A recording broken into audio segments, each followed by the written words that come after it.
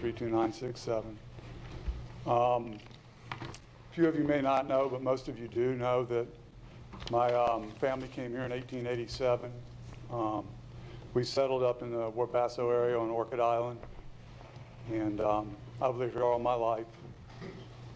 You know, I hear some things being talked about, and I want to just go back and let's kind of we talk about, you know, the Indian River. Well, how far back do you want to go? Do you want to fill in the Sebastian Inlet? Do you want to close off C-54? Do you want to fill in the canals and bring it back to its natural state of a lagoon, where during the winter time the water would be so fresh that my grandfather, who worked on a sailing vessel, could drink the water out of the river? Or, I mean, you know, where do we want to go with this? My thing is if we want to clean the river up, we need to flush the river out. But I mean, that's a long story, and I'm not going to get into that. We talk about climate change. I mean, I heard this, the sea level rise. You know, I'm a surfer. I've lived here all my life, and we'll talk about sea level rise. I remember in the 80s, no, I remember in the 90s that the Arctic ice caps were going to melt, okay?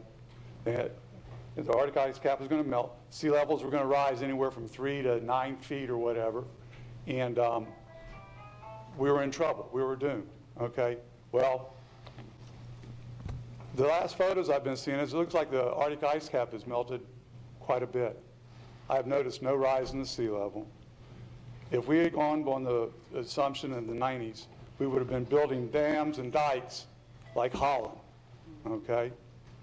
Let's be honest about this. Last year, this last season, winter season in the Antarctic, they took an aerial photograph and said the Antarctic ice cap is the largest that's ever been recorded, okay? Now, put that aside, I'm going to go back as a citrus grower. In 1977, we had a freeze. It snowed in Florida, okay? My gosh, down here, it snowed. I've never seen snow in my life. And it also froze our citrus. In the process, after 1977, going into the 80s, we had 5 major freezes in 10 years, culminating with a 1989 freeze of the century, okay? It killed all those, it destroyed most of the citrus on Orchid Island, never been seen before, froze the mangroves to the waterline all the way down to the Keys. Since then, we haven't had one. But if we were going on these things that first and then at that point, I'm going to bring the point here. At that point, we were going into a new ice age, okay? So we didn't freeze for 20 years or so, okay? Now we're into global warming. But then all of a sudden, the last some years, it's been getting colder again. We've had a couple little, not I'd say major freezes, but minor freezes in the citrus business. Now we don't call it global warming anymore, we call it climate change. Well, I'm a I don't have to have a weatherman. I know I live in Florida, the climate changes every 10 minutes, okay? So all these things just, they don't add up to me as common sense. We talk about money from the federal government. I'm not going to use a new figure, I'm going to use the old figure. 40 cents of every dollar is borrowed money. That means for every $1 million that we take, we're laying $400,000 of debt at our children and our grandchildren's feet. We, in Indian River County, can set an example by saying we don't need this money, we don't want to put our children any farther in debt. The other thing, and then I'll sit down, is you guys represent me, okay? I voted for you, you represent me. As a representative republic, okay, as a constitutional republic, your job is to protect me